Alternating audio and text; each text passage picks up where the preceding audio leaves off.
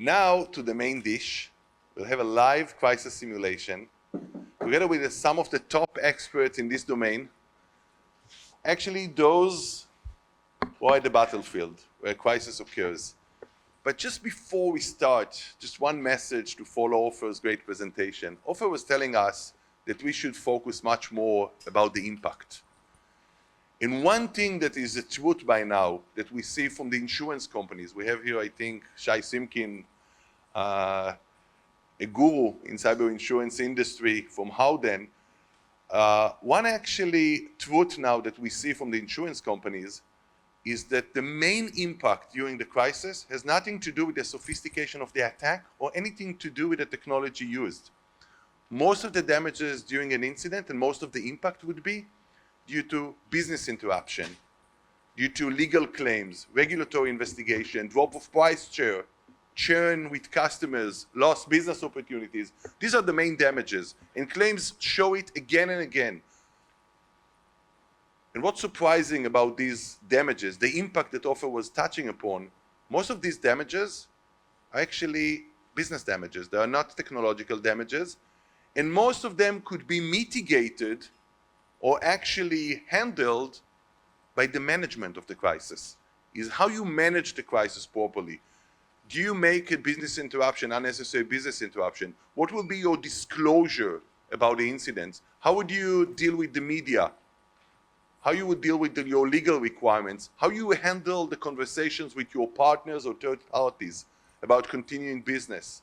How do you handle with your contracts the possibility that you have a breach, whether you have some reference in your SLA or compensation to this breach? How do you handle investigators, regulatory investigations, relations with the investigators? All these are what matters actually to handle the impact. And surprising enough, and for us it's again and again surprising, companies keep focusing on the prevention. You should spend in the prevention, but do very little to think about the impact. And even when they deal with the impact, they primarily think of impact as something technological. How should I address the technological impact? They don't think about the business impact. And for no surprise, we saw with the insurance, the cyber insurance is kind of like the fastest growing product in the insurance market. We see again and again that companies were not ready to mitigate the damages or reduce the claims. Most insurance companies were not ready with the claims departments of how actually handle the time when there's an incident. How do you make sure that you keep your eyes focused on the damages and to mitigate them?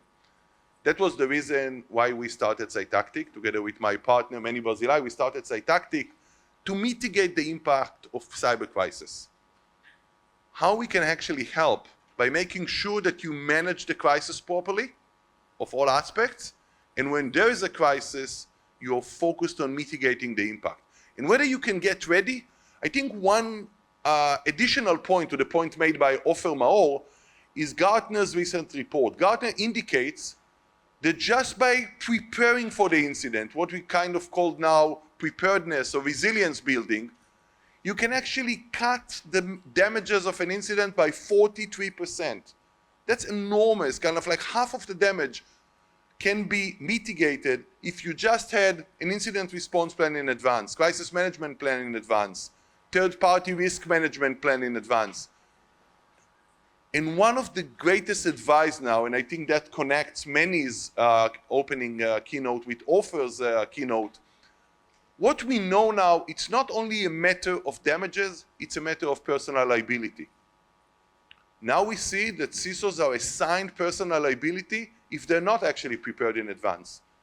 If they were actually negligent in addressing what would happen if I have a crisis. And one of the key advice, get ready.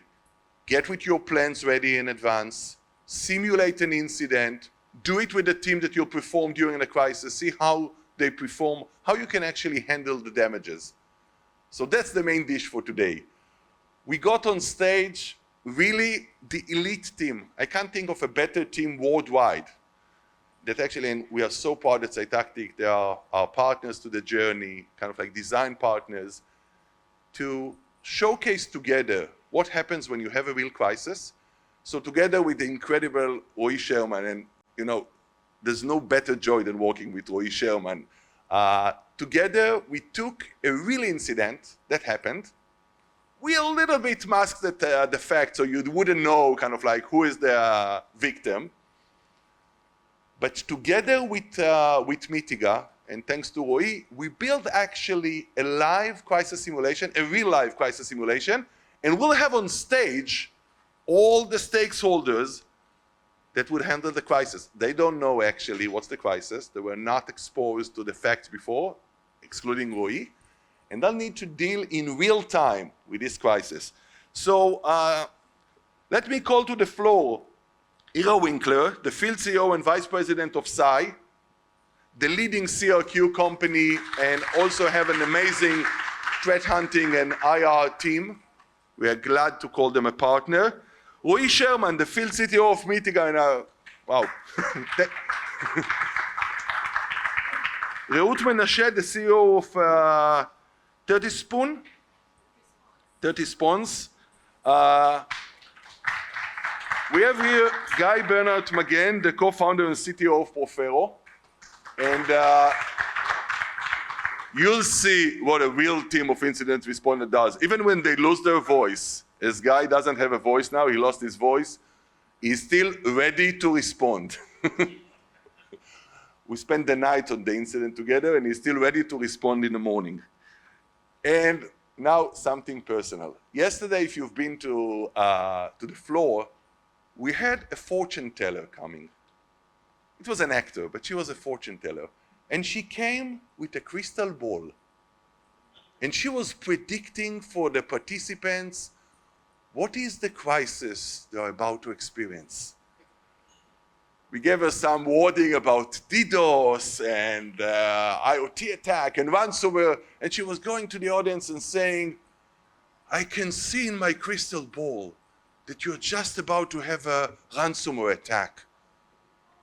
I can see that you are debating whether to pay the ransomware. You are undecided. How to address such a dilemma? Hard question. Wow, I see front page on the paper about the incident. Doesn't look good. Wow, you need to revise your CV on LinkedIn. Wow, but I see something else surprising. I see that there's something simple that can help you actually change your future.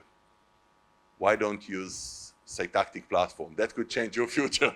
But what we are saying actually in real life, you wouldn't have the crystal ball, but we have Moty Cristal, the real crystal. There's no person in the world with such a crystal ball about how the hackers would actually operate. I think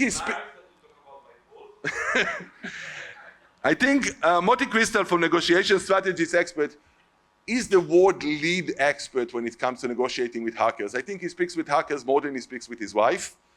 And he's very talented about understanding how one can actually speak to the hackers and when it's the right time to speak to the hackers. And then we have Lilach Solomon, the head of InfoSec, Risk and Compliance at Cognyte. I'm so thankful for Lilach, not only for her leadership, but being a design partner when we really were clueless what we are developing. And we have Keren, Pakes, who is the Global Marketing and Crisis Communication Advisor.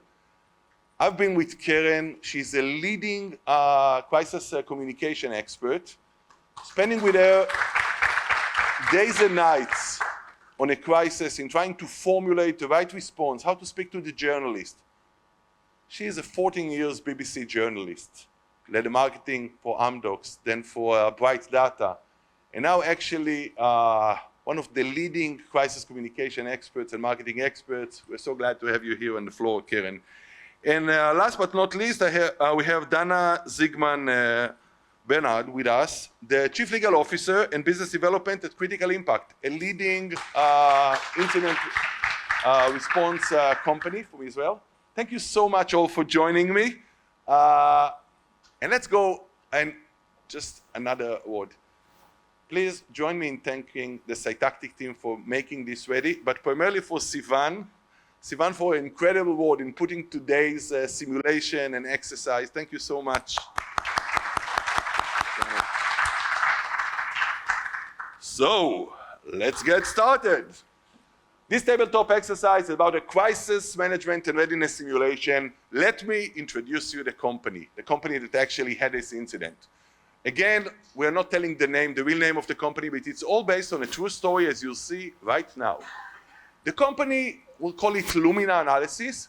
Lumina, just to understand, they provide cloud-based data and analytics services. So they're actually providing a service any new business would need, how to leverage machine learning algorithms to offer better insight to their customers. So the customer they work with, some of them, by the way, the largest customers around the world,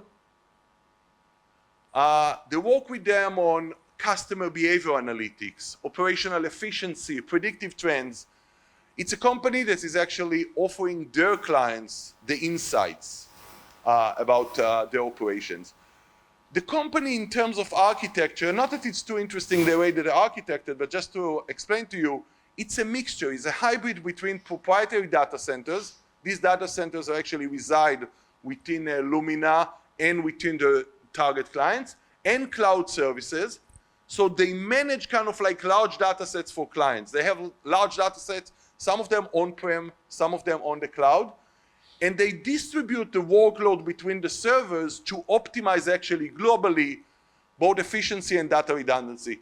If this sounds like an IT mumbo jumbo to you, you're right, but this hybrid architecture is what helps Lumina actually achieve this efficiency in doing real-time analytics. The last thing, the company is headquartered in the US, and they primarily serve American and European customers. So this is our company. Let's get started by just understanding this company, by the way, for disclosure, worked both with Cytactic and with Mitiga. And with the company's permission, we are showing. So on our platform, on Cytactic platform, which is the platform for cyber crisis readiness and management, they actually onboarded on the platform to make sure that they're ready with their plans and with their organizational profile. So what they have in the organizational profile, not that it's too exciting to see, but the company sets in advance, pre-crisis, in a very short process, who are the executives, who will be the crisis management team, what is the headquarter location, what regulation they need to comply with, what are their main business processes that they have. And not only that, they also work on the platform in our kind of like repository ahead of time in the repository to put all the documents. What does it mean to have in a repository all the documents? It means that you can actually, on the platform, have in advance your BCP plan, your BAI plan, your insurance coverage, your kind of like insurance instructions, all these kind of like set of documents you'll be using in order to get ready for the crisis. So what does it mean to get prepared on a platform? They do have the team that will be leading the crisis. They have the organizational profile. They have the documents that they will need and the policies. And one more thing, they get ready with the response plans. What does it mean you get ready with a response plan? Response plan, and I think Ofer mentioned it earlier, I think that most companies after the breach, is that right, Ofer? After the breach, would think about a response plan. We think it makes sense to have the response plan pre-breach. And by the way, Gartner indicates it's a 43% reduce in the impact if you just had a plan right. What does it mean, a plan? Instead of a paper plan, as many companies go and do like these paper folders they would never use, they would never utilize because they're static, they're not actually active, and quite often not implemented. You have a response plan which is digital. It's tuned to the company and customized to the company, and it actually incorporates the threat model that you have.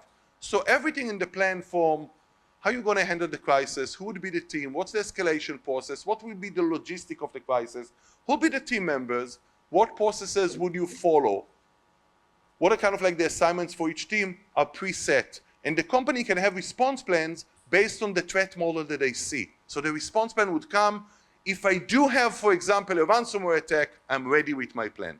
But let's keep going. They're not only our customers, but they're also Mitiga customers. Roei, could you a little bit explain to us what does it mean that they are your customers and they have a readiness score on the platform?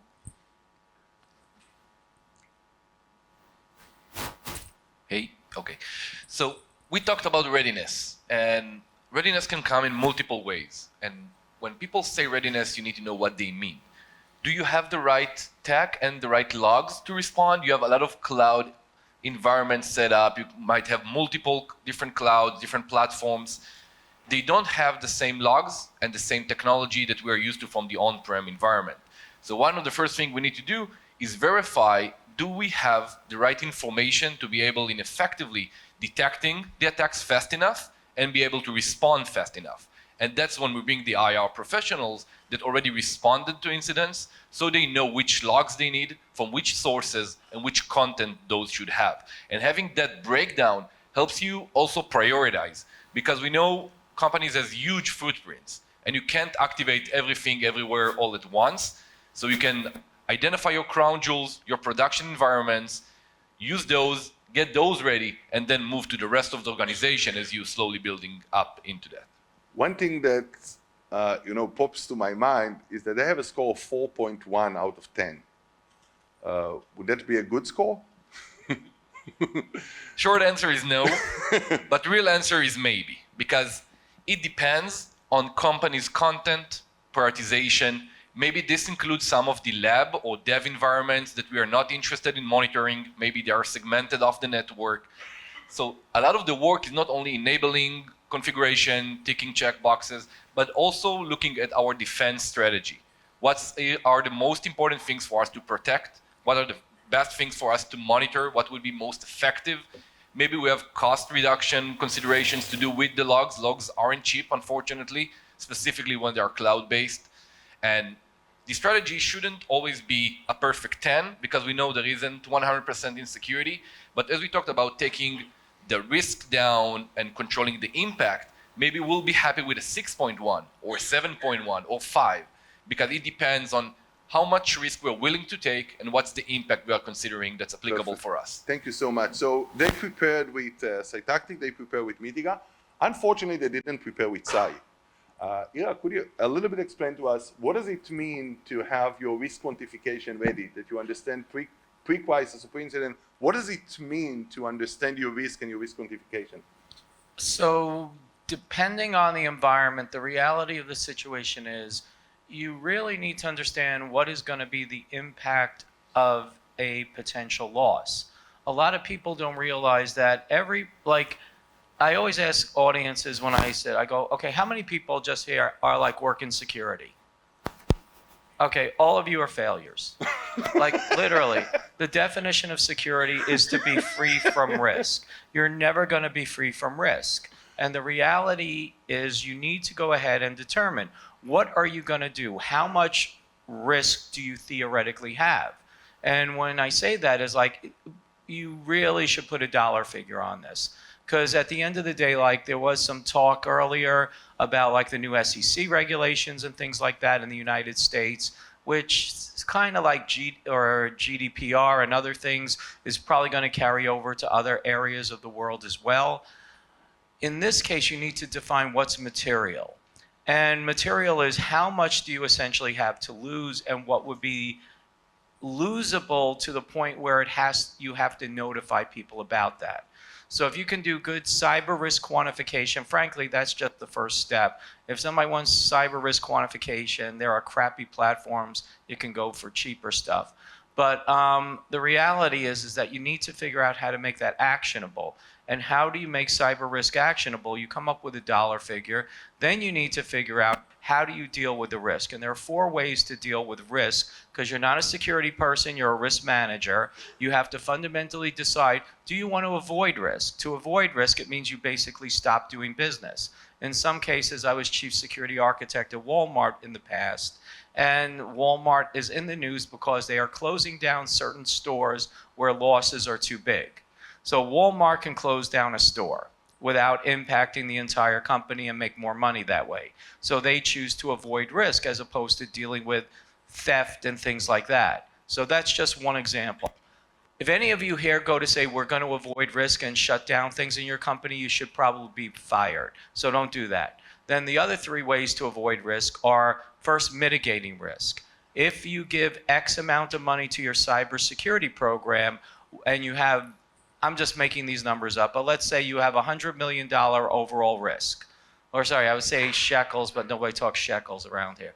Anyway, you have a $100 million risk, and you say, okay, if you give me $5 million, I will mitigate $20 million worth of risk. So you go ahead and you say, I'm mitigating 20 million out of 100 million. Then you have to go ahead and say, okay, now I have two other ways to mitigate the remaining 80 million in risk. And that is either to accept the risk or to transfer the risk. Accepting the risk says, I will go ahead and frankly self-insure. And you're going to self-insure for probably most organizations in the scale I mentioned, maybe 10 to $20 million. Then you're going to go ahead and transfer the risk, and transferring risk is cyber insurance. Cyber insurance, so let's say in the analogy I put forward, you're going to have $60 million in cyber risk to transfer to insurance companies. But you got to go ahead and do that wisely, because at CI we did a study and found that I think it was like 70% of organizations, when they had a loss, were grossly underinsured because they didn't determine what the risk is accurately. And that's a key problem that you all have to go ahead and address. I don't know what you expected. I frankly just walked in this morning. I don't know what he wants. So from now on we'll play the incident, but I think that's amazing. And it's amazing introduction for a relationship that we're building with CI, how you actually take your risk quantification and make it something actionable in the way that you manage the risk. News to come soon. We have Shai Simkin in the audience. Shai, how many of the companies have actually the risk well insured or properly insured? We're talking large organizations, about 50%. We're talking SMEs, SMBs. Only 11 or 20% are actually good. So let's continue. What we have here, we got actually our Lumina, the company, the cloud environment, get a request for clarification on recent invoice increase. So as you can read, they got a call. Can you shut the door? They got like a Lumina analytics team, so it's just like a customer request, has nothing to do with security. They say, I hope this message finds you well. I've noticed an unexpected increase in our latest invoice and would appreciate a detailed breakdown of the charges. Understanding the specifics behind this change is crucial for our budget management. Please let me know if a discussion is needed or feel free to provide the details. So it's a client. This client, by the way, is a company called Quantum Auto, which is a quantum readiness, quantum computing company, something. They're using Lumina, and they see an increase, a spike in the cost. They have not prepared for this cost for Lumina services, and they're saying, hey, could you just clarify to me why this increase in cost?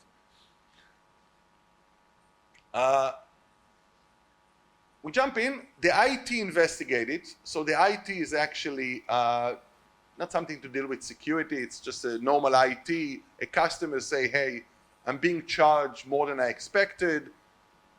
What's happening here? Why I have like charges increased? And then the IT team investigate actually the Quantum Auto account. And they say, hey, we really see a spike in their environment, meaning something surprising. It's not what we expected their environment, the IT environment to be. There's a spike, meaning we have more servers, more infrastructures actually serving this environment, which is abnormal. But they do some deeper investigation. They do what an IT team would do and saying, okay, we're not just investigating Quantum Auto account, let's check other accounts to see if there's a spike as well. So they check and say, hey, there's something surprising. Actually, we see that there are additional customers of us, of Lumina, that have a similar spike. So meaning these customers as well have some kind of increased cost and usage of infrastructure. Put it bluntly, more servers, more actually networking cost, more cost of actually IT, and it says we don't understand why it is. And then they do a little bit more forensic investigation, which Roei will detail in a second, and they reveal that many VMs, many virtual machines were actually created, and it seems that there's a malware on them. So it seems that they are not just mundane virtual machines that were created, there are some kind of infected with the malware, and possibly this malware is intended for crypto mining. What does it mean? That these servers are actually all the time helping the processing of crypto mining. to help people actually get rich from being the one that do the critical mining. So with this in mind, they're lucky to have Mitiga, and Mitiga helps them with the kind of like understanding what has happened. Roei, can you explain a little bit what we see on the screen? All right, so we can see part of the threat feed of an automated engine that does detections. Because when we look at the cloud, detections are entirely different than what we know. Most of everything that happens on the cloud are native actions. Attackers moved from breaking into to logging into. As Ofer mentioned, identity is the biggest piece. Once you have credentials, you can just do whatever the IT admin would do or whatever your access key allows you to do. And we can see that we have an anomalous-sized EC2 instance created in AWS. So just to break it down from the technical terms to the practically what happened, somebody created new VMs, new servers in their cloud environments that have a different specs than we usually set up. So if we usually set up devices or machines that cost $100 an hour, now we have ones that cost $5,000 an hour. And because that's an anomaly that derives from the baseline, we know something weird is going on. At this point, we can't tell if that's malicious, because maybe we have a new contract or a new customer, and now we need to set up big, more advanced infrastructure for them, but we still have an anomaly that somebody needs to look at and decide whether it's a benign activity, routine activity, or a malicious activity. Guy, we have, sorry. We have some of the details to help us see that. We have both the person that's tasking that specific activity, but we also have an access key, where access key is the non-human identity, where we can have people operating with permissions that doesn't contain their name, so to speak. Guy, you're so experienced not only in incident response, but your past experience in also kind of like malware investigation and actually, what would be the form that you as an expert in incident response and in investigation would do when you indicated by the company, hey, we have this suspicious activity, suspicious spike. Roei is actually telling you, we don't know it's a benign activity or not, but we see really a real spike in the kind of like the cost of the machine. What will be the way for you to analyze whether there's actually something malicious on it? So the thing that, first I apologize for my voice. The thing that we want to focus on is actually identifying if this is malicious or not. In order to do so, we need to understand what the activity is doing. Crypto mining in general is not very dangerous, it's just very costly. The basic way that the attack works is that you spend $1,000 to earn $100. So that's not a good idea for most people, but if you're not actually going to be the one paying the $1,000, you're just making $100 every hour. So in order to make sure that this is actually the case and not something else, we need to do some forensic analysis on those machines. And the indicators that we're looking for is what are those machines doing? And when they are doing crypto mining, that's really straightforward to detect because they have two major components. One, they're going to spend a lot of money on CPU, mainly on CPU, a bit on memory, and they're going to try to send the, let's say, for example, Bitcoins or Monero or whatever, send the information out to someone else. So we take a look at what the processes are doing forensically, but also who they are communicating with.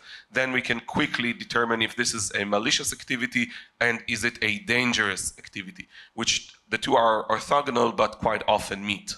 Perfect.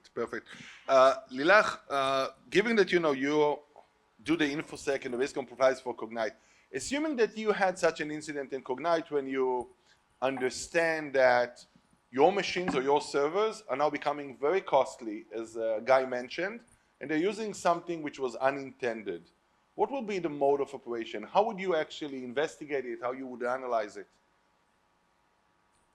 Hear me? Yeah. Sorry, my voice after your voice is there. Basically, I think there's an issue here with the fact that we found out about it from a customer, and until it will reach the security team, it will take some time, and it will be a precious time because we might have to report this afterwards. I will try to understand if it's an ongoing event, if it's malware, if it's an ongoing event, or what is the scope, how many customers are affected, so we'll know how to handle it. I think because we knew about it from a customer, we need to provide an update as soon as possible. I think we need to be very open and not have them and other customers found out in different ways. I think it's important in this case, even if it's crypto and just money, our reputation here is at stake. We want to be a trusted advisor of our customers. And I think we need to find the best and fastest way to update them with as much information as we can.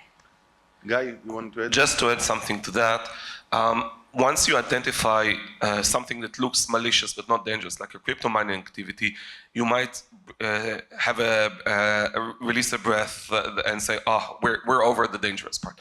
That's actually not true, because more often than not, the non-dangerous part will go after some breach of data, after the activity of the attackers in the system, after they already find out and took everything that they already could take from the system. They will move on to this next stage, selling those credentials to other affiliates in order to make more money out of that breach. Reut, how do you handle when you have such an incident that you understand? And by the way, I'll keep the answers short because we have a lot more to go in the incident. You understand that crypto mining was not really the main dish. Assuming that you had this crypto mining incident, and you understand, as Guy mentioned, that might just be the tip of the iceberg. It might be kind of like a wave of additional aspects. What would you do actually in the way that you investigate it, and what relevant logs would you be using? Yes, so first thing will be to discover and understand the environment and exactly what's the business operationals that resides within that environment. And on top of this, we will do discovery of activity. If we have a root cause, that's a good thing. If we're starting to understand what is going to be our lead investigating point, we start to add more context and discover information about what's exactly happened. And this will be our first phase in order to understand what's going on. Just another question for Ira. Given the fact that it's a crypto mining, you do risk quantification, probably you can indicate to us kind of like what might be the risk for having crypto mining in my practices. But is that the real risk, or there's hidden risks that I not actually analyze well? Well, so I've been doing incident response. I don't know how many, I'm dating myself, but I don't know how many people remember the Citibank break-in in 1994 where a Russian hacker broke in. It was the first, I was one of the lead investigators on that. And all I could tell you is for every incident you know about, if you know what to do, there's a dozen others you don't know about.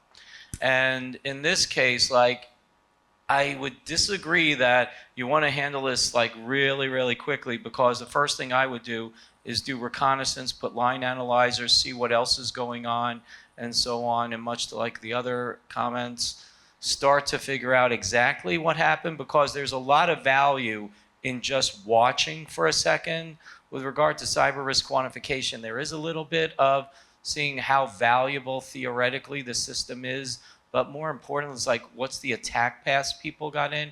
And you really need to understand, what are they doing? How much do they control your environment? Because I've been in cases like handling APT attacks, like China taking over a Fortune 30 company, and they administer the systems better than their admins did. And, you know, it was like, do we want to stop them? They're like helping the company. But you really need to go ahead and like stop. The fact that you're on the crypto mining, that's like good. You know, it gives you time to say, I don't see malicious, so let me stop and really take a chance to analyze. Okay. Let's for now, we have a lot more going on. We'll need to kind of like keep it focused to the incident. Just a question. So it's a crypto mining. It's a matter of cost. I've been to incidents, some of them actually investigated with Profero, that it was a cost issue, but it was a very, very expensive cost issue. Companies that have now servers that charge hundreds of thousands of dollars per hour, that's not something that you can bear the cost for too long. And sometimes it's hard to differentiate whether I can bear this cost and keep monitoring the platform. Dana, I have a question for you. You know, you operate as a legal counsel to Lumina. they had a complaint from one customer, but apparently we know by now that more customers were affected. What is the right kind of like legal action to take, given the fact that many customers were actually charged unnecessarily cost, and now we understand the root cause? Okay, so first we need, like they said, we need basically a confirmation from our team, from our forensic team, that there was an unauthorized access, if it relates to one customer or more customer, in order for us to evaluate the risk exposure and the obligations. You said that the company provides services to in the US and in the EU. Correct. So we are probably subject to maybe GDPR. No, but there's no data leak. It's only an incident Okay, now of that's cost. what we need to understand. We need to know the nature of this event, and that basically remains on the facts. But Anna, here's the question. We have one customer that approached us and said, I see spike in the cost. We know that there are dozens more that didn't realize that. They either would bear the cost or have this incident that are either that we actually contact them and inform them of the incident. But once we inform them, we need to have more understanding about the nature, if this involve, for instance, personal data. But Dana, let's keep to the fact. We know that it's a crypto mining. They know that they were charged more than they should be. We know that they didn't. But I need to know, okay, we need to know that they were charged not because of some kind of technical. No, we know that they were charged because they were so VM if we have a confirmation that there was an unauthorized access and it's malicious, then we need to inform them, and this is mainly be determined in our engagement with our clients. Okay. As we are acting here as the service provider. Okay. We will need.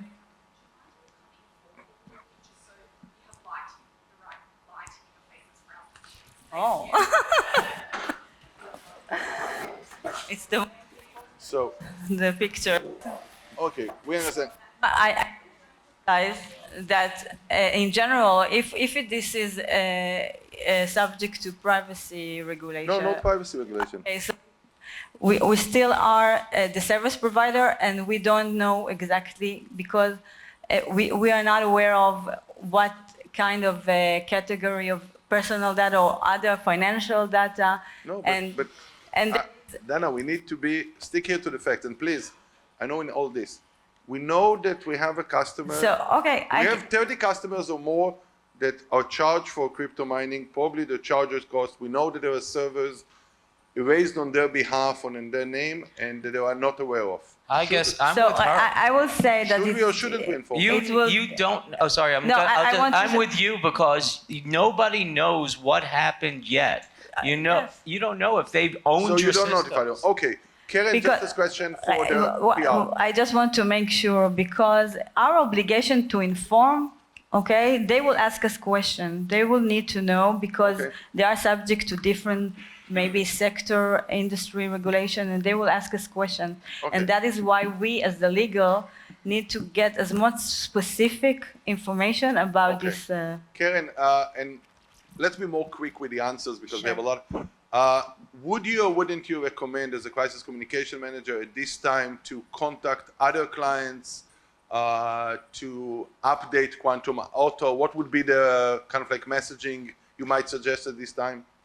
At this point, since we know very little, I would keep it surgical, meaning you know who's been impacted, you need to assess it and contact them. I would try not to do it via emails, but rather if it's a few customers or dozens of customers, then you can still contact them by phone or whatever and do it conversational wise. You don't know the facts, so you don't want any traces of sort of emails that can be leaked elsewhere.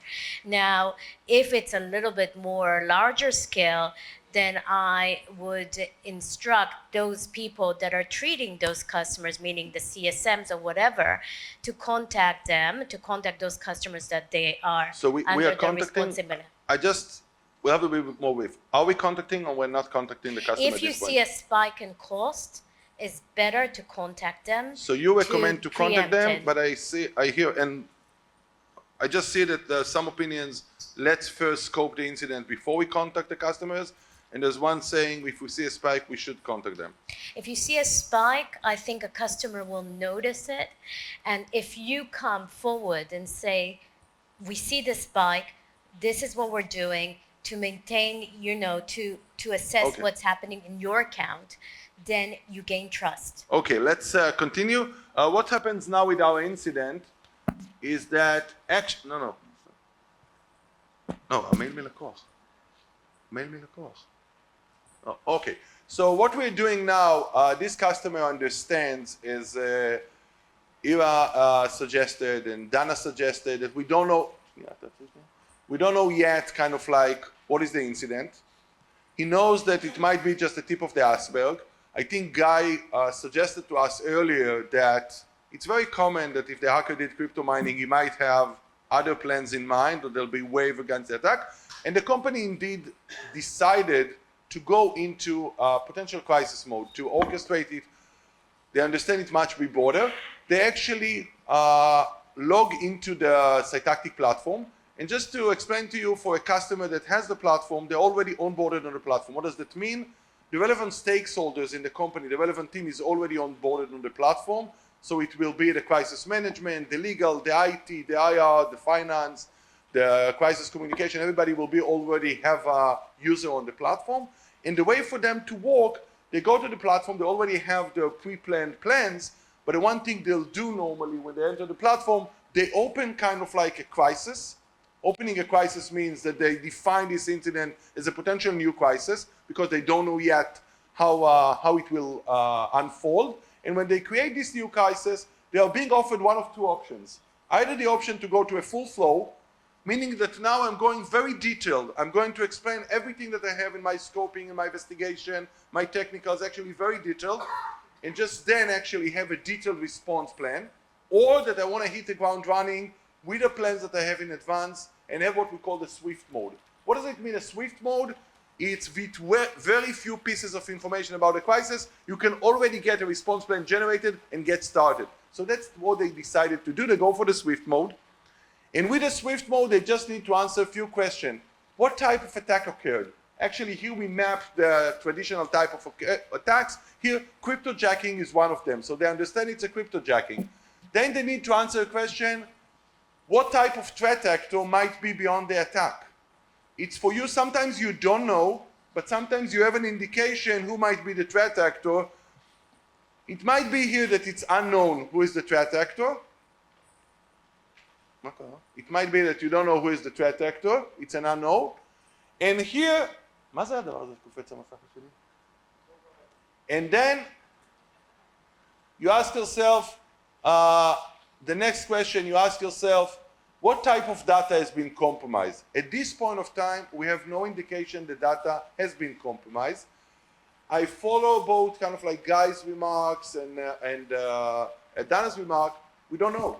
It might be that data is affected. It might be that there's something beyond just getting this kind of like a crypto mining, which is costly but not too dangerous. We don't know. So the company actually says it's unknown at this point of time. What they do, the system helps them to generate a response plan. That's my favorite actually screen on the platform. I insisted even if it has no functional purpose whatsoever, that's my favorite. And actually it generates a response plan. What does it mean that it generates a response plan? It means that now the company has, as you can see here, for each one of the teams, as you can see from crisis management, communication, HR, IR, IT, each one of the team has a seat around the crisis management table. Let me just stop for commercial for 40 seconds. What's the dynamic that we all know of a crisis now? The dynamic we know of the crisis, when a company have an incident, we just, by the way, a few of the people in the team managed to get an incident yesterday. What's the dynamic that we see? Company starting ad hoc calling consultants. Does someone know a crisis manager? Does someone know an incident response team? Someone knows a legal team that knows something about cyber? You all know these WhatsApp groups. They don't have the teams ready and they don't have a plan. And if the team coming actually to the incident, normally they'll come just kind of like consultant. Sometimes they come with a playbook. It will be an irrelevant playbook because it wasn't customized for the organization and it wasn't synced with the other teams. So we see this dynamic again and again. You're in a panic, the company doesn't know what's happening, they believe it's a crisis, and now they're starting actually collecting people and procedures. Does it make any sense at the time of the crisis, the time that you really need to be with your act together and know how to operate?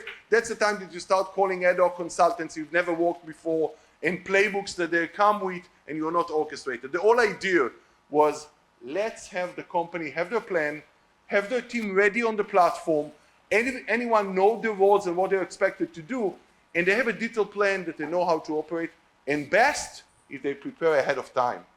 They train, they simulated, they prepared ahead of time. So what's happening, each one of these teams has now a detailed plan, and something that I want to explain to you about a response plan, each one of these teams have specific tasks based on the attributes of the crisis. So how is this plan generated? Generally, you have a crisis management plan. How would you run the incident? And all the logistics about the crisis, and the toolkit you'll be using. That's constant for any crisis. Then you have the team and the general tasks they'll be doing. That's constant for any crisis. But then what you have on the platform is also the specific playbooks for an incident, like a crypto jacking or any incident. And you have what we call in our terminology, dynamic response control. What does that mean? Based on the attributes of the crisis, the regulation that is applicable, as Dana indicated, it might be different regulation, and the type of organization and jurisdiction they operate, it pops up the dynamic response control, meaning the specific instructions for this crisis. So you just don't have a general plan, you have a specific plan. And you'll see, for example, how do you do kind of like the forensic analysis would be specific for a crypto jacking. So you have like a specific response for crypto jacking. Let's keep going. So you have the response plan. And one more thing that is, now we do the initial scoping. One more thing that is important, normally you want to add on the platform all the information that you collected from the team. I think Guy mentioned to us, Ira mentioned to us, Dana mentioned, we don't know yet to scope the incident. In any traditional incident response, the first step you do means scoping. What does it mean, scoping? I want to put all the information I have about how I revealed the incidents, what I understand from my forensic investigation, what I know about the timeline, what do I know about kind of like the code that has been used, do I have any information about kind of like classification.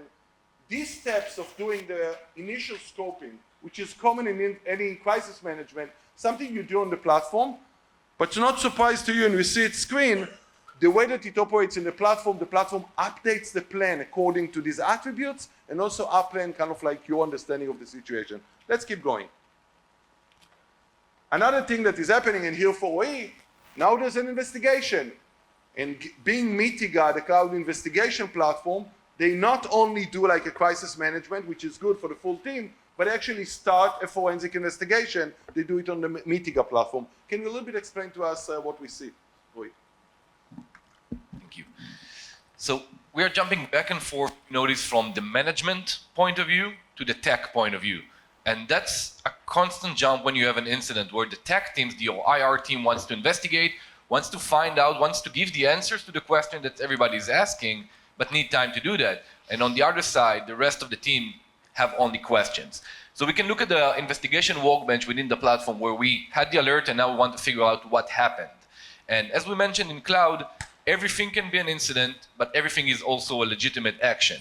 So we have sort of a timeline that we can see, all right, that user created a new user with the same name but ends in 2, which is might be weird, might be not, being added to an IT access team, setting up a lot of those weird instances, and then accessing our S3 bucket. For those of you that aren't familiar, S3 bucket is where you store files within your AWS environment in the cloud. So now we can say, all right, same entity, both set up new infrastructure and created new machines, but also went ahead to our file storage within our cloud, touched some of those files, and even downloaded them. Perfect. Now we need to figure out what actually it means. And now, I don't know how many of you have been in an incident. You are in the most panic situation ever. The CO is in stress, the CRO is in stress, the legal, everybody is stressed, and now you're coming kind of like a whiz tech guy and tells you, kind of like, okay, that's my finding. Normally, for most people around the room, they have no idea what he's talking about. So can you read for us, maybe just say, what was the forensic investigation update that you provided to the team? All right, so that's a text we actually sat down and written ourselves, because that's from a real investigation where the IR team comes to the status update with leadership and they get us, all right, what do you know?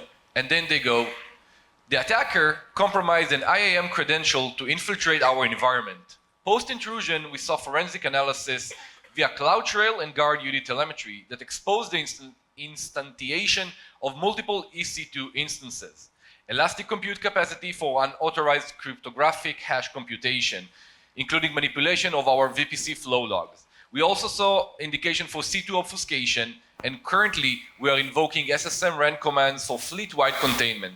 We are leveraging Athena queries for deep packet inspection and integrating GuardUD findings with our own SIM for advanced correlation, some enrichment, and we are looking to fortify our defense against such polymorphic threats. Does anybody have any idea what it means? You know, so many times, and you know, Roei is really the top expert one can find, but so many times during the crisis, and you know, maybe Michal can share with you from Howden, the kind of like helping so many companies at the time of crisis with Shai's team. You have a crisis. You are the management of the company. Your business is at risk. You think that there'll be a headline in the news.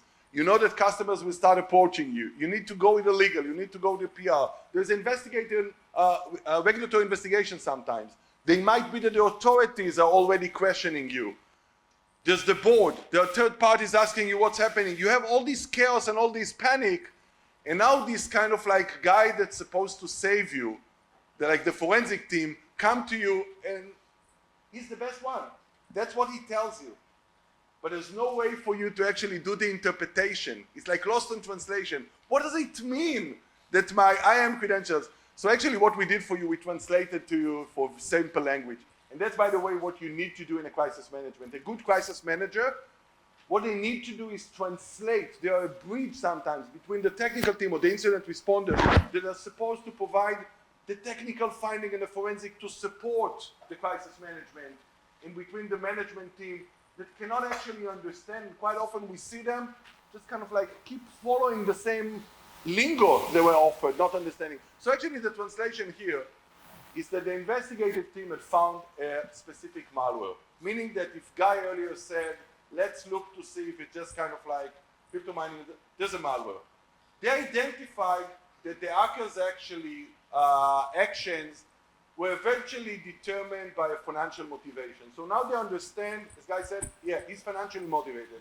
He was actually doing exactly what Guy explained to us earlier, trying to utilize $1,000 an hour computation for CPU in order to have a personal gain of $100. That's what crypto miners will do. They take over an infrastructure in order to have personal gain. And third, we understand that the team there was able to lock the attacker out of the system and remove their access. What does that mean for us? And maybe Guy, can you explain to us as like expert, what does that mean to us? So I think that the main thing that means that at this specific point of time, we identified what we saw at this time, but we don't know what happened. We don't know how it happened. We don't know what was the motivation of the attackers, and we don't know what the attackers were going to do. We just saw the tip of the attack chain. So many things could have happened previously, and we're just seeing the last actions at this time. And the thing to note is that most attackers will only turn to very noisy activities, such as crypto mining, only after they've already completed all silent activities, such as exfiltrating data or getting whatever they wanted from the system in the first place. So if we have 100% of the attack, this is less than 5% of the attack, and we need to investigate much deeper to understand what really happened and not stop at this point. Perfect. Reut, can you mention a little bit when you see, as Guy mentioned, that it might be just the ending of an attack because there was like a stealth mode. What could you suspect or kind of like suggest might have been the other step that you need to investigate? Yes, so we don't know what we don't know. That's the most thing that we want to try to control in those kinds of situations. So trying to figure out what's happening is actually a matter of time. So if we have time, and this is the most thing that incident response team is actually tackling, is working against time, we will try to understand exactly what happened. Lilach, given Yeah. that you have, assuming that you were the organization attacked, and luckily you have Cytactic, but assuming that you were the organization under attack, and you get these indications from Guy or from Reut, like the incident responders, hey, we don't actually know what happened. We just know that there was, at the end of it, this noisy step of kind of like crypto mining, but we don't know actually what happened before. What will be your instructions to the forensic team or the investigation team that you'll have?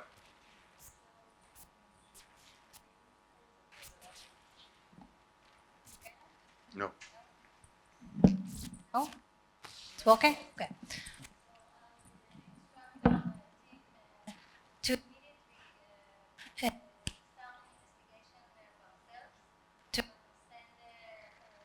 to would there if you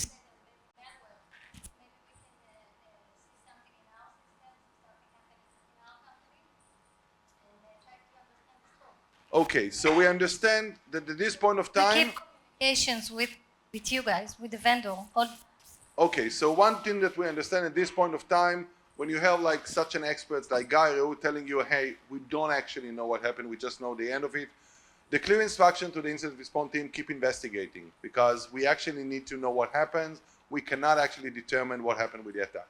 Keep going for us. What actually changed for us on the platform, and that's important, what we do in the situational awareness, and just a little bit of terminology for everybody in the room that is not coming from this domain. During the crisis, one of the most essentials that you need to establish as a crisis manager is what is the situational awareness. What does that mean? We want to establish what do we know about the incident, about the situation, all the aspects, because at the end of the day, a crisis is a puzzle. Each part of the team brings their own piece of the puzzle. So the forensic team coming with a piece of the puzzle, what they found in terms of kind of like evidence, forensic evidence. The intelligence team or the negotiator would come with their piece of the puzzle, what they know about the threat actor. Someone else would come from like sometimes the operations or the IT, what is the data that is being affected?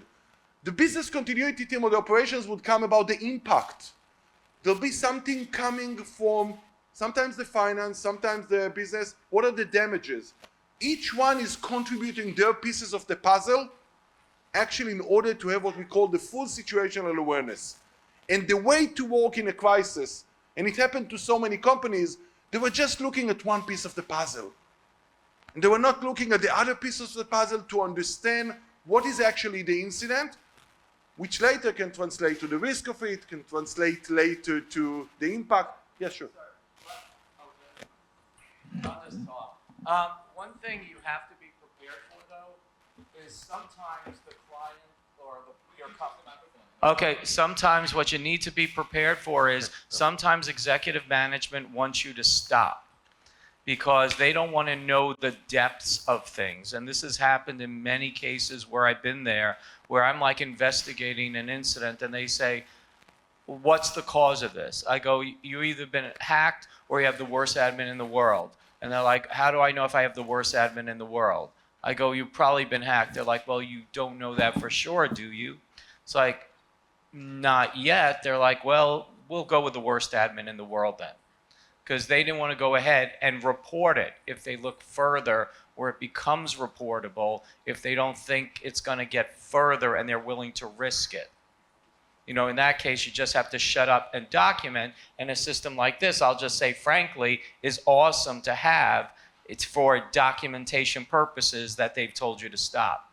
I just need people to be prepared for that because that's happened like 7 or 8 times for us. Yeah.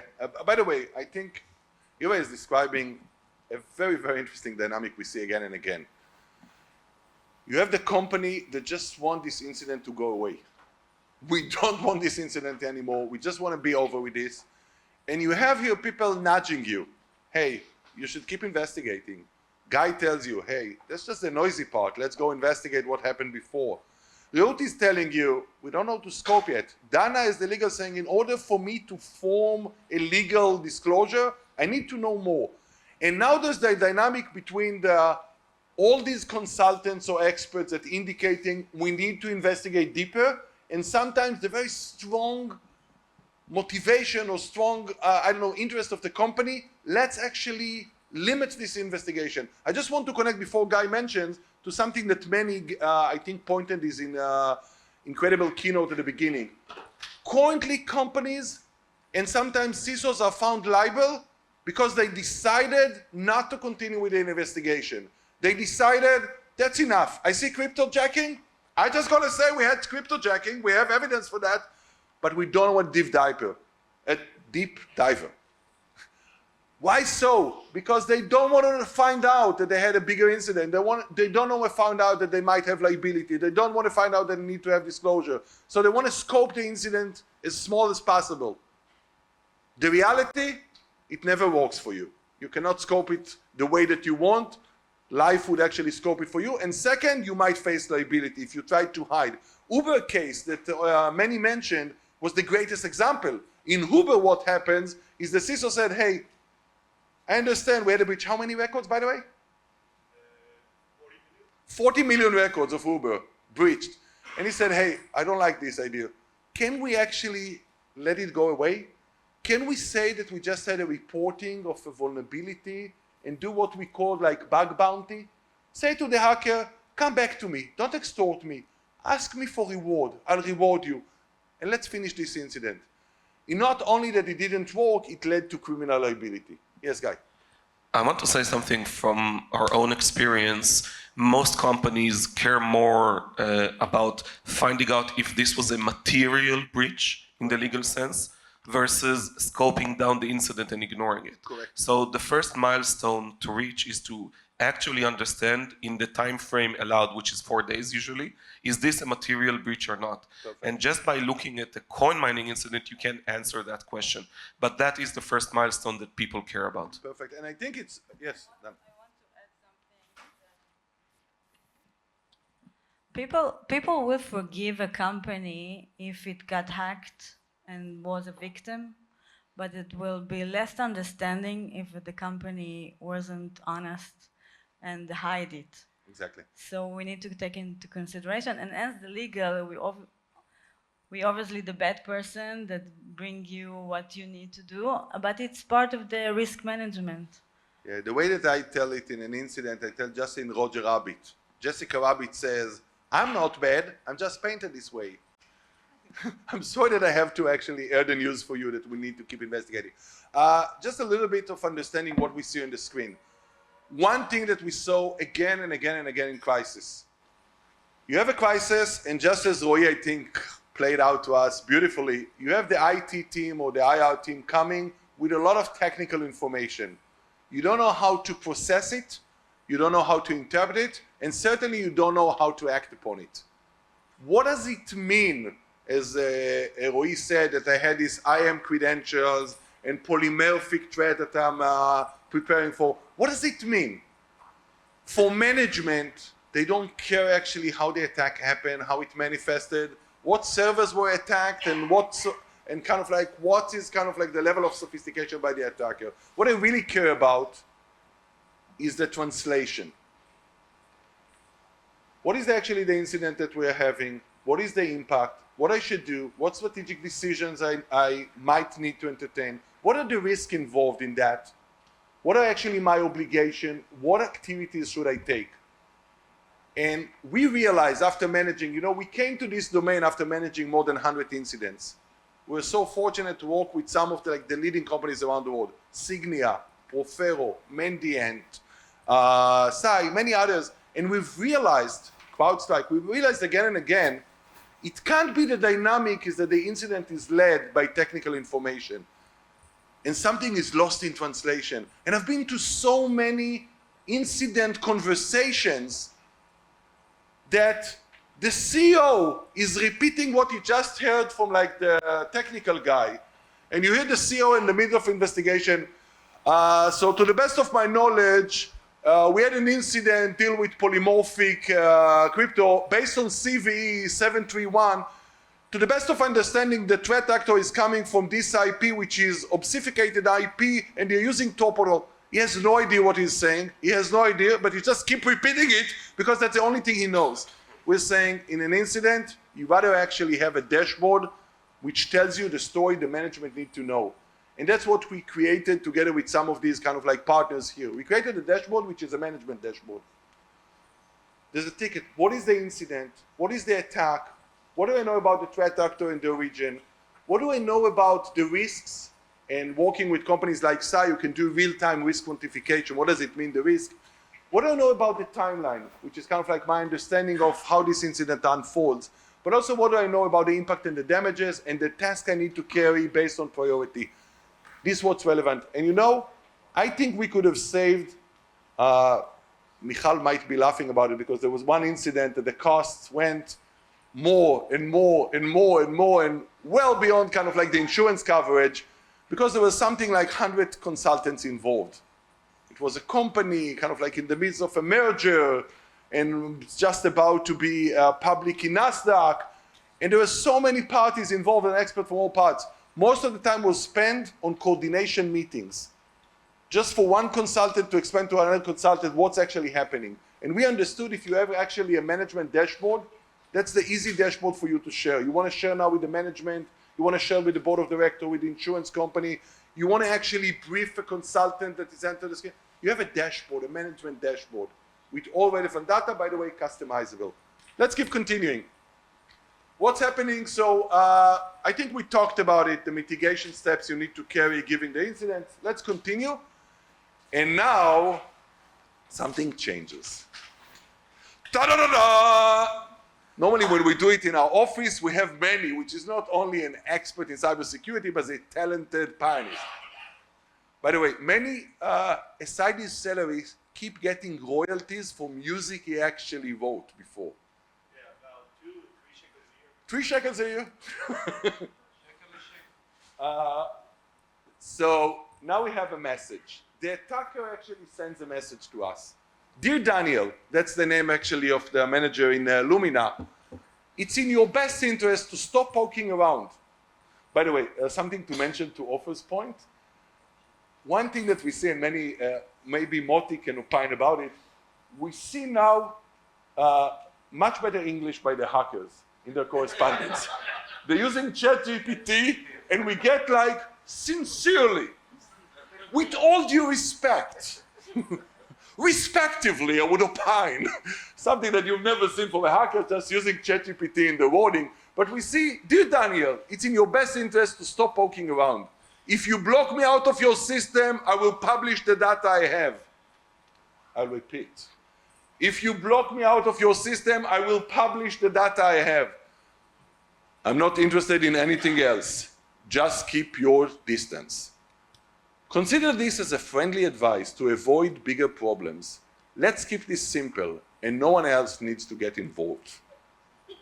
By the way, you know, there's no better storyteller about like incident than Moty with his crystal ball, and but kind of like we've seen so many funny messages. This is not the funniest, by the way. Keep going. So now, good enough that we have Moty Cristal in the room, and we come actually and ask Moty Cristal, giving the message that we got, and given that we're lucky to have you on the team, could you a little bit detail to us, giving our understanding of the incident so far, giving the message that we got, what would be the way for you to analyze it, how we build the negotiation strategy, and should or shouldn't we negotiate? Well, can you... Sure. Yeah. It's Telegram, right? Maybe it's Telegram. We start to analyze the text message. What we have when we negotiate with hackers is actually we have the just the texts, but not just the text. We have the platform. We have how frequent they reply, or we reply them. This is. I wish we could pick up the phone and said hello, but we cannot. Never happened. So we start actually analyzing what is that they want Here, they don't want anything practically or particularly. They want just to let us know, to inform us that this is not a technologically event just, but rather a fight between good guys and bad guys, or bad guys and good guys.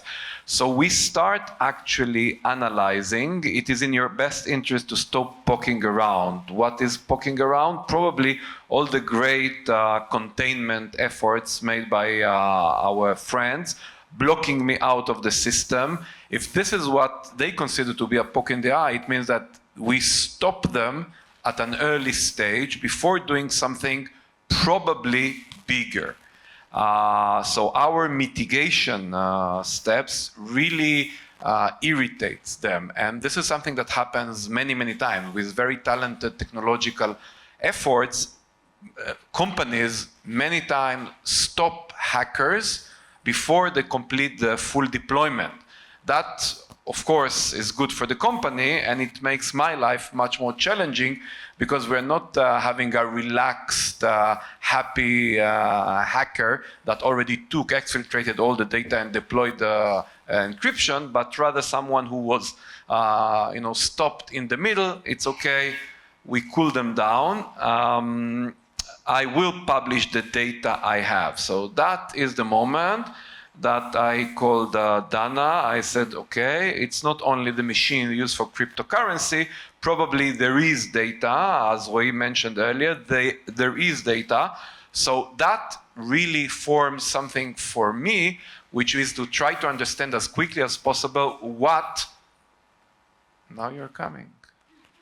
Okay, thank you. I told you that Moty Cristal attracts audience. That really forms an assignment for me as a negotiator, because it really prioritizes understanding which data and how much data is in the hands of the hacker. Just keep your distance unclear. Keep my distance from where? From talking to you, from the system. This is something which in the real life situation, I probably will, one of the first things that I will ask, what do you mean keep your distance? Is just a translation problem or ChatGPT wrong command? Consider this friendly advice. We are friend. This is a psychological hook that I will work on. Friendly, yeah, we're not friend, but we are rather respectful business partners. Many CEOs really get mad with my polite and respectful way speaking with the hackers. They said, these are bastards. So don't tell them business partners. And yeah, we call them business partners. To avoid bigger problems, I will ask, what do you mean bigger problem? Let's keep this simple, and no one else needs to get involved. It means no FBI, no authorities, no insurance, no other law enforcement, and not me as well. They want to speak with Daniel, so I probably with Daniel's friend, close brother, something family, because if it's Daniel's brother, like Daniel is busy with other things, with poking you around, but I'm his brother. Family members is always something that the threat actors really can absorb. Consultant, they hate. FBI negotiators, they hate. And the challenge with this message is for me to move away from instant messages, Telegram or this platform or Q-Talks or others, because when we speak on an instant message, I need to reply quickly. And just see the amount of consultant I need to consult before I reply. In real event, you can multiple by 5 or 6, not Israeli necessary, Americans, law enforcement, insurance. So moving away from instant messages to other platforms, email or other platforms, really allows me much longer consultation time. Perfect. So I just want to say about it, and we'll show it in a second. There's so much methodology, process, and know-how embedded in the way that you even address negotiations. I've seen so many companies, they got a message, they immediately reply. We've been in a situation, Moty and myself, a CEO of a company in the binary options, he get a extortion note, he telling them something like, don't mess with me, he immediately replies, I don't believe you. That's the worst thing one can do. You actually end up all the kind of like way for you to inquire for information, understanding it, scoping it. Quite often companies started discussion or the negotiations assuming they can do it themselves. What we believe, not only that you need someone who knows how to negotiate and kind of like how to dance this dance, but we've realized there's a process. We're so lucky that Moty is kind of like in our advisory team and actually works closely with our team, that Moty actually structures all the tooling and kind of like his know-how in the platform. What's the process? How you actually analyze the threat actors? How do you build a profile? How do you understand the motivation? How do you understand the course of behavior? How do you understand what you need to analyze prior to negotiations? How do you set your negotiation strategy? How do you set your negotiation script? What will be the mode you'll be using? So for no surprise, for the first time, you have a platform where you have a negotiation seat around the table with a detailed methodology. Because most companies, they don't know that there are expert negotiators that can actually do the process. Just to do very brief, let's go to the platform. Do very brief to show you on the platform what normally you have to do based on, just one second, based on a kind of like common protocol. First of all, you need to analyze the risk associated with this incident. If we started with an incident assuming it's a cryptojacking, it's a one type of incident. Ira, can you a little bit tell us how in real time you would assess what is the severity of the risk for the incident?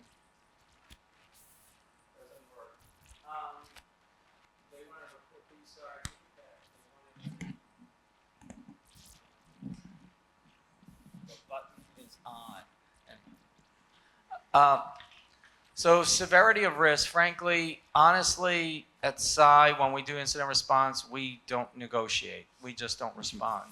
But when you do figure out you want to respond and everything like that, you do need to understand what is the scope of the incident. You need to go ahead, figure out what type of data the person had access to, what is the value of the data, what are the implications of the data, legal, regulatory compliance issues, which might explode theoretically. This organization, if I heard correctly, has lots of data analytics platform, which might have a lot of severe customer data and things like that, which if it gets out could embarrass it could embarrass the clients as to how much data they have about the general public. For example, if it's a Cambridge Analytica type of thing or something like that, again, the scope could get out, but you need to figure out, okay, if this does get out, what type of information and what is the general value of this, and then go back and, like I said, figure out monetary, reputational value, legal value, et cetera, et cetera. Perfect. Right. So there's an interesting part we found. Some of the largest organizations around the world would use SI as a risk quantification engine or other risk quantification engine to try to assess pre-crisis how a risk can quantify, meaning if we have such an incident unfolding, what is the risk for us? So they're doing this kind of like risk management analysis, but at the time of a crisis, when it's most important to really understand how to mitigate your damages, what you should address, most companies do not have any tool. They kind of like just assume what is the risk. And I think what Ira pointed out to us very importantly, risk is not something which is inherent in the incident. For one company, a DDoS might be devastating. If it's, an e-commerce company at the time of, hype sale, and they cannot keep operating. For another company, DDoS is a nuisance they have every day. For one company, data leak is not significant because they don't have any sensitive data. For other company, even smallest piece of data, which might be disclosed, might be the highest risk given the sensitivity of the data. Just as like in Israel recently, the incident with the Goldfarb law firm, and we've realized for a law firm, the fact that you had an incident of a data leak might be a very significant incident given the sensitivity of the data. For other organization, data that leaked might be irrelevant. So there's a methodology how you actually quantify or analyze the risk. If you do have SCI, you're already ready with the risk quantification, and in the real time you can actually consult with your risk quantification report. What is the risk that's relevant for this incident? Because you actually laid out this incident before and played out to understand how it would quantify for this particular organization with particular data, with particular assets.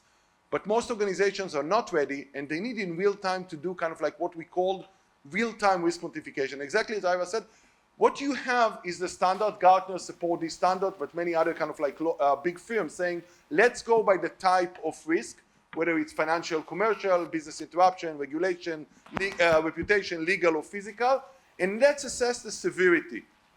We do provide on our platform a guidance, how you follow this process, how you analyze it. And the question that Ira just pointed out will be part of the process. For example, in understanding reputational risk, I would ask exactly the question that I ask, like, what is the kind of data? What is the sensitivity of data? Would it put me in a kind of like in a bad position? And we do need this assessment with each one of the kind of like the stakeholders. Let's keep going and just show you in a second the way that we quantify the risk. I think we're still in the risk. The risk quantification, once we quantify the risk, another thing that pops up for you in our platform is what we call the aggregated risk status. And in aggregated risk status, one thing, and you can go back to the dashboard, one thing important about the aggregated risk status is that we provide you with our understanding what are the prioritized mitigation. You might have many actions you can take, but giving the goal that both Mitiga and ourselves pointed to us, like mitigate the impact of the incident, we only care for what kind of mitigation could really have impact on the risk. Many other mitigations might be relevant, but we'll focus on what is prioritized. Now you can see something interesting about a cyber incident. As the incident unfolds, we have more and more information. We might not have information before to be able to properly assess the risk or its change. We might not have the full timeline. It kind of like unfolds and the incidents kind of like progress. But what's unique about kind of like the dashboard, it's a dynamic dashboard. As you change either your understanding of the incident, any of the risk assessment you've done, any strategic decisions, it would actually change on the platform. Keren, that's time for you. We don't know yet kind of like what exactly would happen with this incident. We don't know yet actually whether we'll succeed in the negotiations, even if we have the best negotiator in the room. We don't know yet actually how the incident is going to unfold. But one thing we know, that this incident might already be in the attention of some of our customers because at least they saw the spike in their kind of like platform. How would you recommend forming the messaging at this point of time? And whether you suggest going publicly with the messaging or just actually staying local? Privately. First of all, I'll start with the end. Obviously, we don't know enough in order to contact or recontact or contact again the customers. So we should wait for more information to come forward. At this point, I would set you usually have the 3 target audiences, right? You have the external communication going out, the PR, internal communication to the employees, and the customer communication.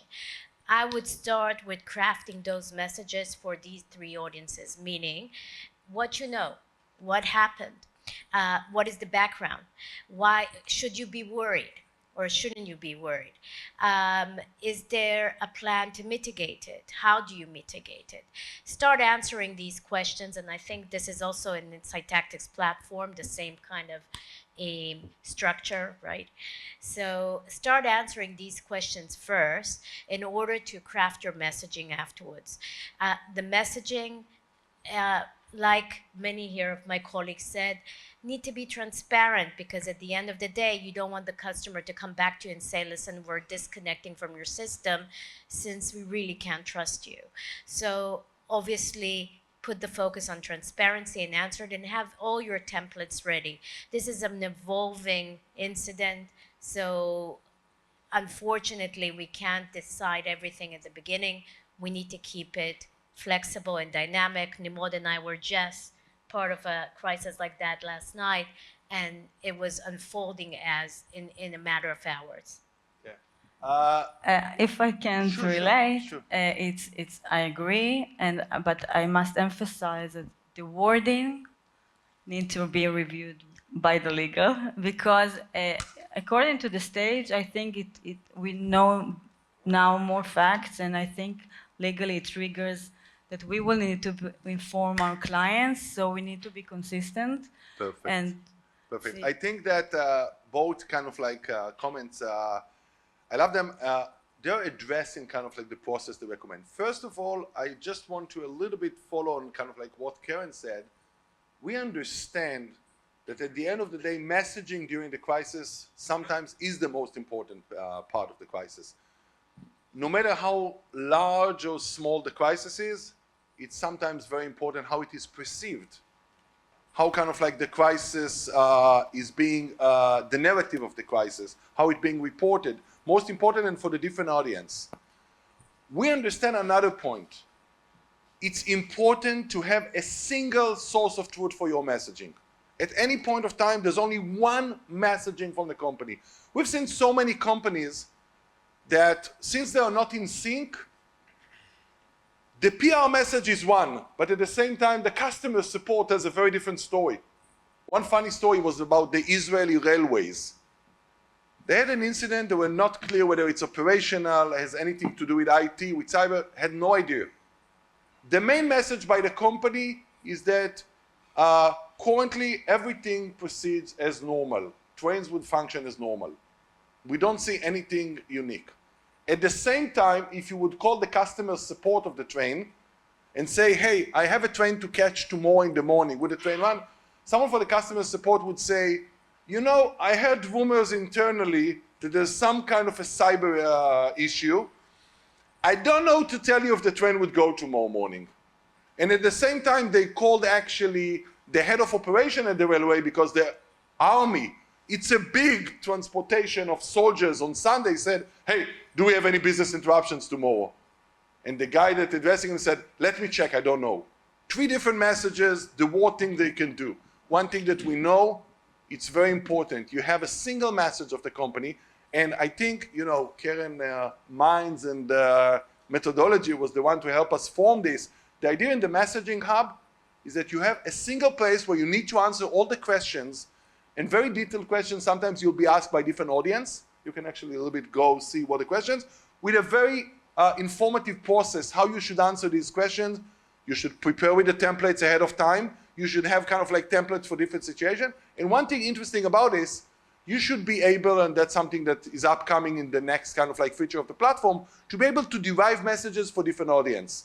One thing that Keren and I spent the night with is taking the general message we agreed with the management of the company, and now transforming it into FAQ, blog, tweet, message to the clients, message to the reporter.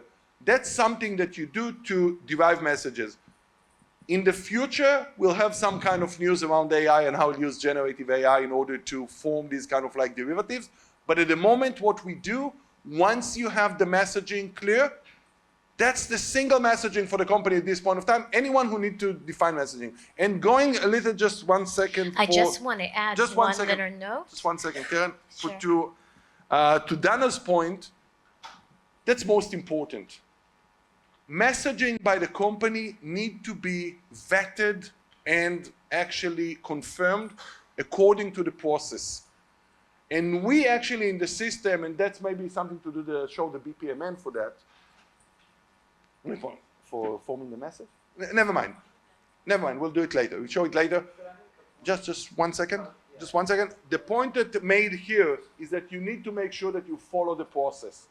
Because if you forgot something about a process and the PR goes spontaneously with a message, they're going without the legal vetting, you might actually have a good message for PR, but you might expose yourself to liability. Or you might not actually meet requirements that as a public company you cannot disclose this. So this being in sync and following the process is essential. Yes? One very quick thing. Even if you negotiate and it all goes away magically, you are now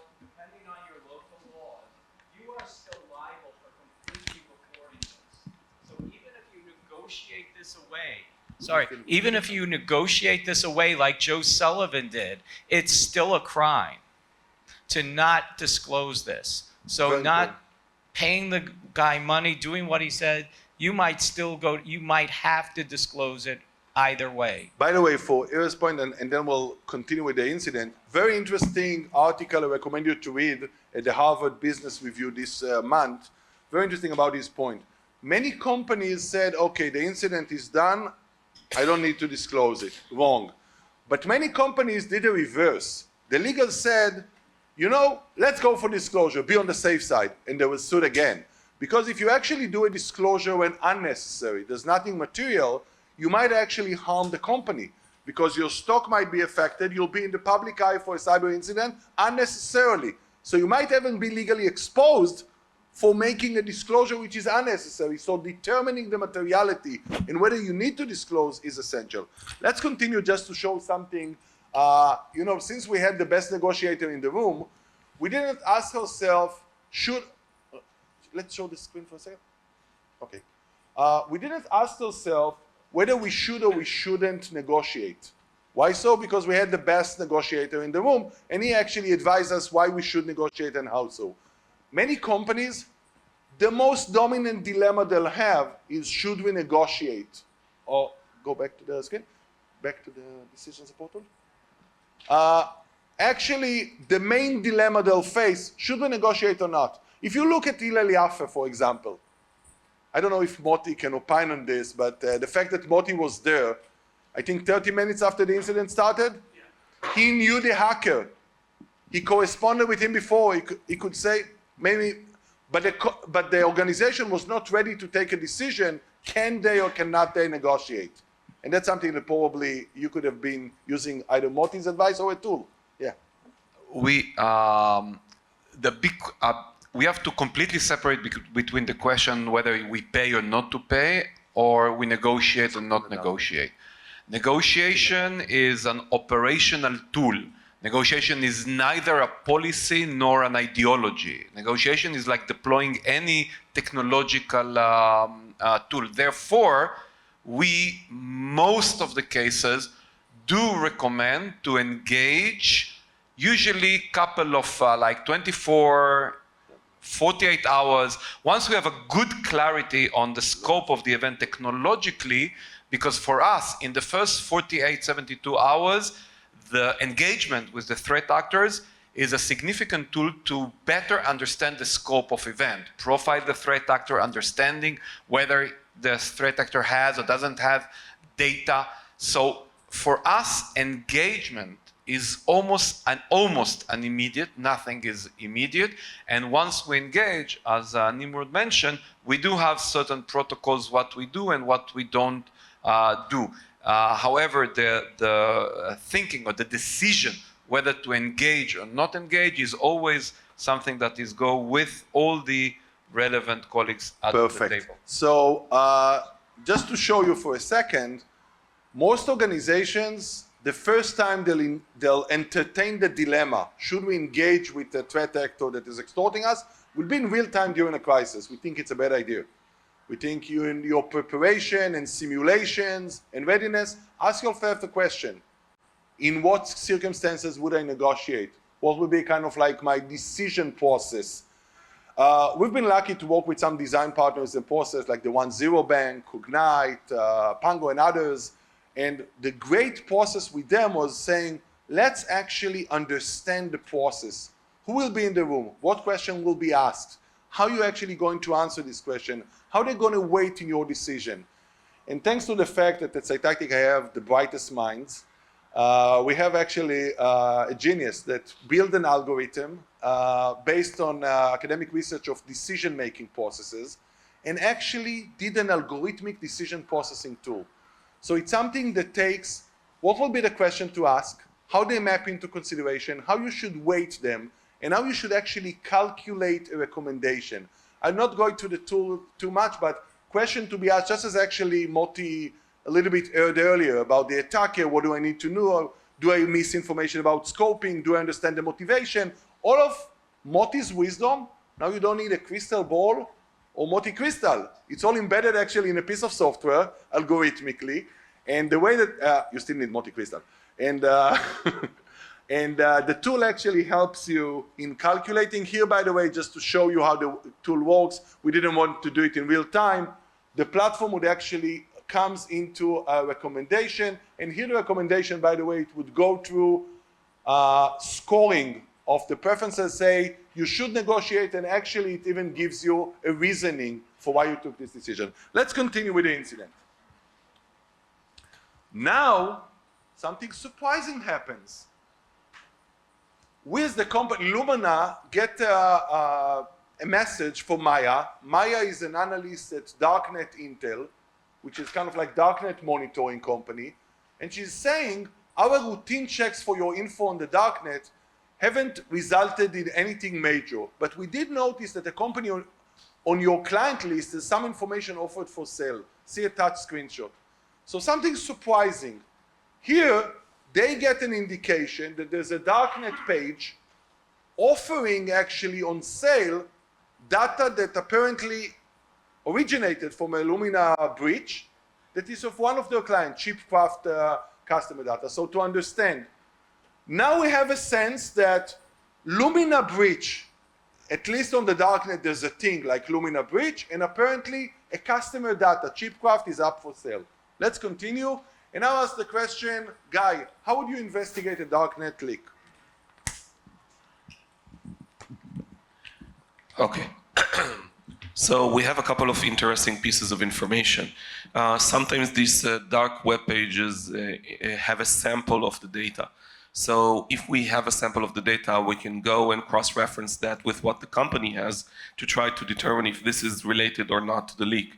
Sometimes this is regurgitated data from previous incidents. It might be fake, it might be irrelevant, or it might be from an actual breach. So by cross-referencing it, we can determine if it's real to some extent and if it's relevant, which is the most important part. Maybe the fact that we have Omri in the room, and Omri really, I adore the way that Omri thinks. Can you say something about the fact that now many companies are being attacked with their claim that their data is leaked, and now there's an incident that just named the company? How do you actually deal with the fact that there is a claim that there's a data leak by a particular company, or that this company data is being sold? It really depends on the details, but one of the first things we'll try to do is be very coherent with the customers and prospects and the general public. I would first recommend to vast majority of companies to not claim nothing has happened, because if we take every major company, almost in every different angle, we will find some kind of a breach. And that's something we've seen over and over again. So it's really hard when attackers have even one single photo of some very minimal leak. And therefore, majority of companies are mistaken by saying nothing happened. That's the first thing. From your experience, when a company is threatened and saying, we have your data leaked, is it a solid, also, everything is corporate data that I need to be tuned, or I need to sort out between the kind of like apparently breached data to understand what is there, what is updated, outdated, what really belongs to the company? Again, the devil is in the details. In some cases, we had a full breach. In some cases, we had completely fake data. And in some cases, we had minimal data that was extorted or exfiltrated. So what I would say is don't haste. Analyze what you do have. Dig really deep into the infrastructure and see what could have happened. And if you can do things in advance, extend the time that you keep your logs. Perfect. Perfect. So, Reut, by the way, for you, how do you use the fact that something is on the Darknet to actually analyze the scope of the incident? We know from Moty said earlier that one of the main goals would be to scope kind of like what happened. I know from Ira saying, I need to understand what is the data. We don't know yet what the data is, the sensitivity. How would you use the fact that data is being sold on the Darknet to help you with scoping the incident? Yes, scoping is our key most of the time. Sometimes the leaked data help us to understand what the attacker did. Sometimes the attackers do expose some of the activity they did from inside the organization within the leak itself, and sometimes because we analyze the leak and the expose exactly it contains, we understand what is the scope. Perfect. So yes, it helps. It can help us, and also to understand more about the attackers. Perfect. Lilach, how would you, as the kind of like the head of security, would use the fact that, assuming that on the darknet there are pieces of data being sold, how would it help you to connect the dots? Well, first I'll start to understand what type of attacker we have. If it was just for the money, I assume that they will wait to get the money, and then if the negotiations go badly, it will help me to also understand the scope. Update. I think that one thing that I mentioned earlier that piqued my attention, if you can opine on that, at the end of the day, organizations are very different in the kind of data that they keep, the sensitivity of the data. For one organization, I think a single piece of data would be very sensitive, for other organization not. How do you actually, I've given you so much of experience here, how would you use may use the darknet intel in order to help you to understand the risk and the severity? So first you have to consider two things. One is the data on the dark web from your incident. Just because a company has been hacked now doesn't mean they haven't been hacked before, or one of their people have stolen data to sell on the dark web. That's one thing. This does, however, give you a level of exposure that might potentially be there. I would kind of cross-reference this to how much customer data you have. In this situation, you have a subset of the customer data. You want to find out, for example, does this match that? And then, what is the value of this data? What are the implications of the data of this type of information getting out? There's a difference between a customer list and a difference between a vacation schedule, as an example. And people need to know that. And generally, you might always just want to buy the data off the dark web, because we found actually the criminals are the most ethical when you buy the data off of the dark web and they don't put it back up. So that's a way of limiting your exposure as well, of reducing the risk, because it usually costs less than the exposure of the data at the end of the day. Dana, from legal perspective, how would it play out to buy corporate companies' data on the darknet? What would you advise in buying corporate data from the darknet? Well, first of all, I want to conclude, to verify that once the data gets to the dark web, I think it's a confirmation that there was an unauthorized access and probably personal but not data. necessarily associated with the incident that we have now. I think what you tells us, it might be disconnected. Yeah, okay, the forensic investigation as a whole needs to provide us information that it's leaked, and legally it will trigger our obligation to inform clients that may be affected by it. But then I want to focus on this point. We don't know yet to connect. It's really, okay, I understand, but it's really related to the identity of the attacker. Because if we know that the attacking group that sells the data is only financial motivated, and we did some kind of due diligence to, maybe with Moty and the forensic team, to know that they are not a terror organization and they are not in the blacklist or sanctions list, we can some kind of negotiate and buy, because then it's not prohibited to. Okay. So we need to get more information about the identity of the group. Perfect. Let's continue here, because guy just a small comment. I see that people keep repeating the attacker, the attacker. We actually don't know if it's a single attacker or more than one attacker, which is kind of what I hinted at previously. We know that we had a single attack with coin mining. We had a separate attack with a data leak or a suggested data leak. There might have been another attack to exfiltrate that data. We need to actually investigate and see if they are related to one another or if they are real at all. Perfect. So I will have to up here, sorry, because we have to continue with the program. Just to say here, darknet intel can help us to understand where the data is coming from, the sensitivity of the data, the scope of the incident, sometimes to connect to the forensic team in order to go and actually hint to which logs to look at or which system. And giving the data says it might be, we might have buying the data if we kind of like have some validation. It might be a good practice sometimes to buy your data, or at least to have a consultant to go and actually take the data if it's not expensive, because it will complete your understanding of the investigation. Here, continue. Rumors starts to piling up. We see on Twitter, by the way, Twitter became very dominant recently, or X, how they call the network now, very dominant in cyber attacks.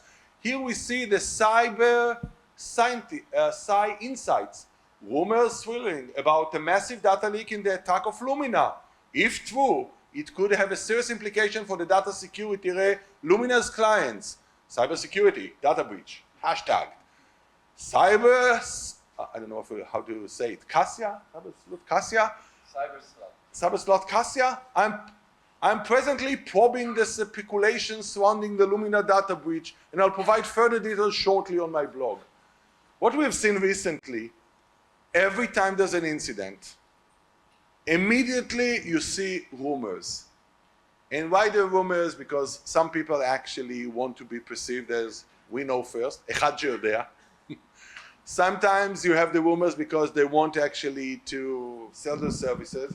Sometimes because they feel that by actually adding more information into it, it just gets more interesting for journalists, for someone else to pick their blog. So we see actually a spike of rumors, most of them unfounded by facts, but that's actually escalated incident. Keren, can you say a little bit about it? What's the social media landscape in an attack?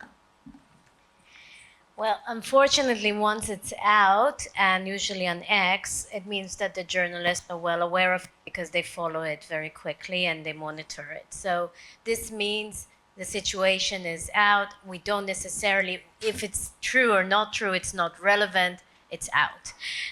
So you have to contain it. And the way to contain it, there's only one way to contain it, is to communicate, control the narrative yourself and build the narrative. Now remember, we've done that with Cytactic. We have the whole log of messaging outside, messaging everywhere. Therefore, we use that and decide how to move forward. Now, obviously, all my colleagues here will need to be in sync and aligned and decide together on the right kind of message. Perfect. We'll continue because we really have short time. Now, more customers reach out to us. We have this dynamic always. Now, and by the way, the fact that something on the darknet, quite often people believe, okay, it's on the darknet, it's not known yet. I believe there are 100 companies that all they do is monitor the darknet in order to spread the fact that there's an incident. So immediately when there's the darknet, it's known to the industry. And immediately, some of your customers have darknet monitoring company as well. They use Six Guild, they use Variant Services, they use, many of the companies that do darknet intel, and they tell them, hey, apparently someone that is listed as a main provider for you now has a breach. Reach out to them, find out. And you start actually being bombarded with these requests for more information. And again, as Keren said, this is one of your audience, sometimes the most important audience, how you treat your customer. Keep going.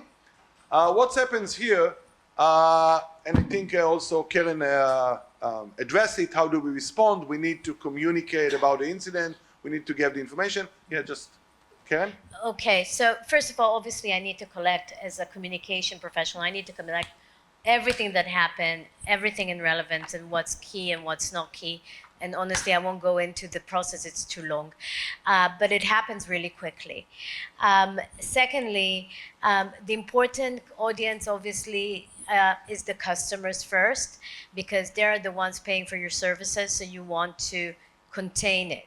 So you have to communicate by now in writing to your customers. Usually, you'll craft the messaging with the legal by my side.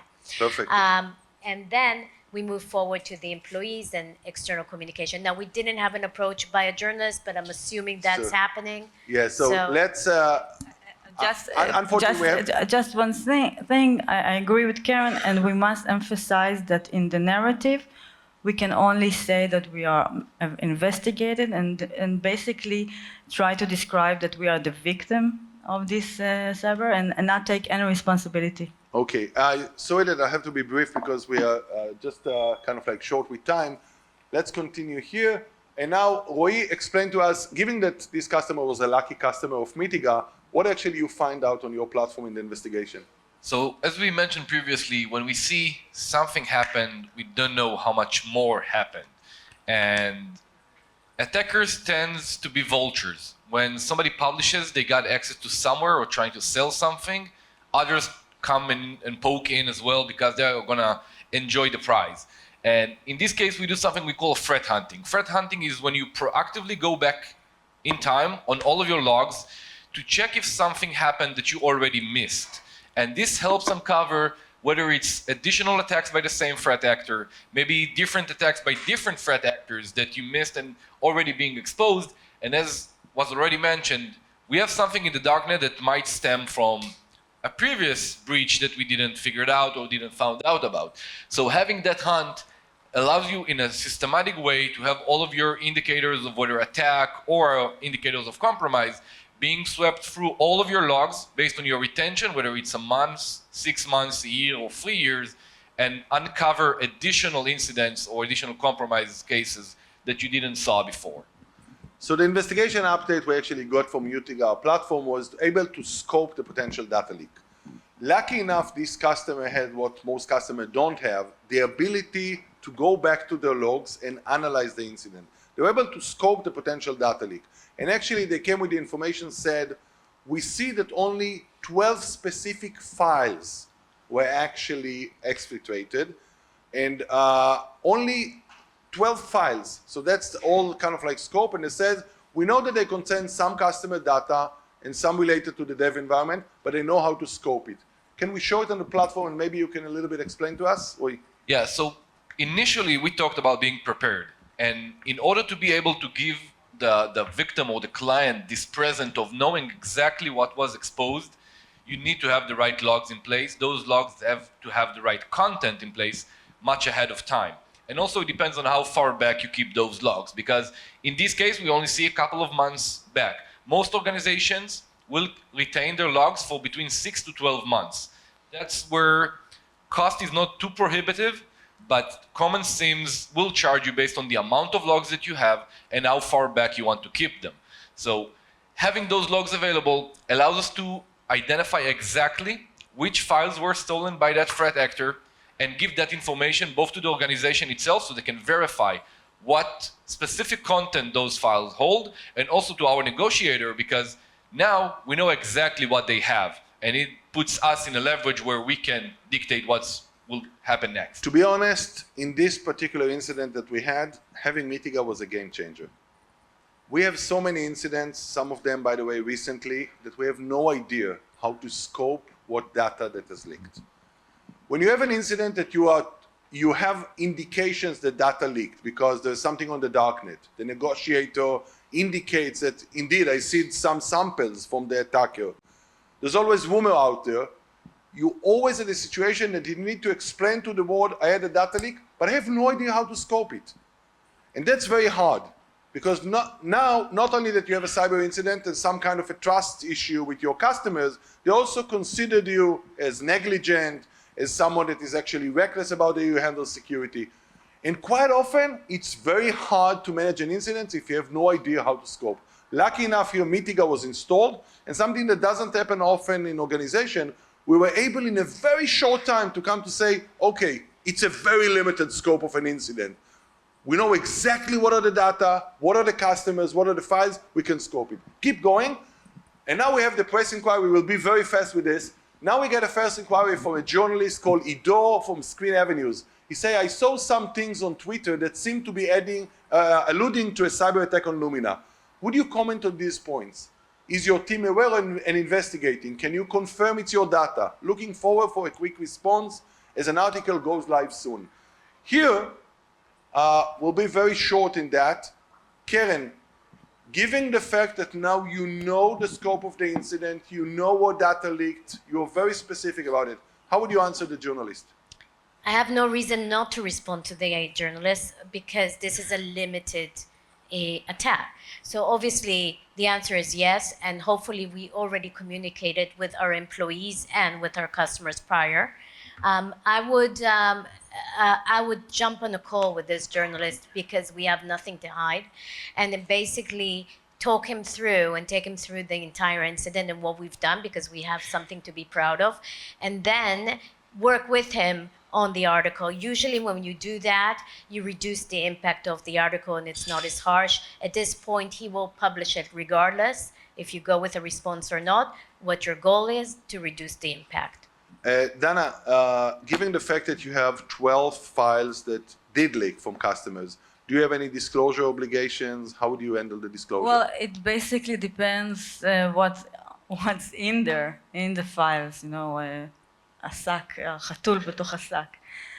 Because if it's very sensitive and sometimes, you know, it's like you have biometric data, for instance, and it's very sensitive and it might impact a high risk on individuals, then we still need to inform and maybe our clients have an obligation to report. So it really depends on the content. Perfect. But it's good news that we know that we can limit it and relate it to a certain customer. It's very good Perfect. news. So, first of all, this customer was in a very good condition. Most customers are not IR ready, and at the time of the incident, they will not be able to scope the incident. And for us to manage a crisis when you're not aware of actually the scope of the data leaked, it's a very different ballgame. Here, lucky enough, they were able to scope.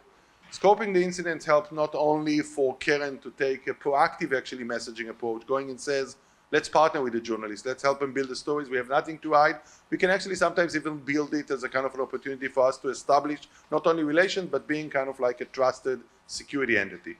Second, for Dana is saying, for me, the scope helps a lot because now I can actually go and see what data is there and what are the disclosure obligations that I have that I need to exercise given the type of data and type of regulations that apply to me. Keep going for a second to show you just on the platform, not to waste too much time, but the way that Keren would walk, and she would go to the platform and say, do I need to update? And you see it's always like the last editor, do I need to update the messaging, even the finding? As Keren told us, given the fact that now she knows the scope, she knows actually what the incident, she would not use like vague wording as we care about security, our privacy, our clients' privacy is the most important asset that we have, and all this blah, blah, blah, blah, blah we're using. She'll be very specific. That's what we found. It's a very limited, it's a very scoped. We share with you, and she'll work with the journalist and actually share this kind of like messaging that was approved by the company. Last thing to show, some companies, unfortunately, do not have Keren. And these companies don't know necessarily, they don't have Keren, they don't have Dana, and they don't know how to do a disclosure. What we've built on the platform, can you show the visual first? What we've built on the platform is actually, we worked with experts. What is the workflow for forming a disclosure? How do you need to scope it? What information you need? What you need to determine? How is the legal vetting? What the standard you need to do?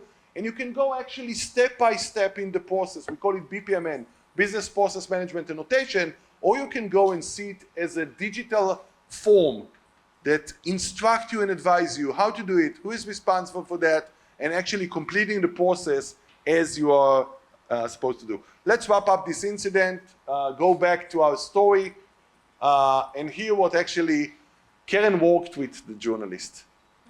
And the fact that Keren worked with the journalist is not only establishing trust, she established relationship with the journalist. He sees the company as a source, not only as a victim, but as a source, as someone that you can trust their data.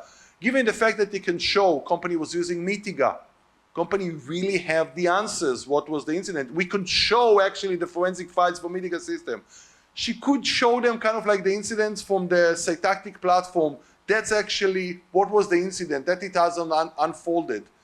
She could actually build a relationship with the journalist, and we were happy when the journalist came with a story, very different story than the story that you're afraid of, telling that Lumina was hacked, devastating attack, and now you're just afraid about kind of like the waves of articles to come and the reputation damage. The story comes out very different. It's that Lumina hack rumor widely exaggerated.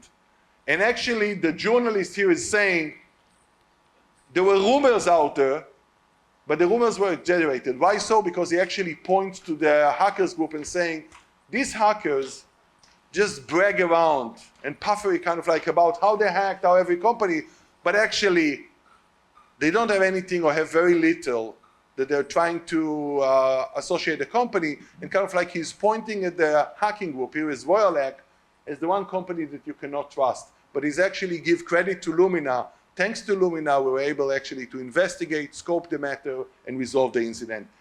And with that in mind, how do you respond and what's the next step? Let's keep you with these questions for the future, but one thing very important.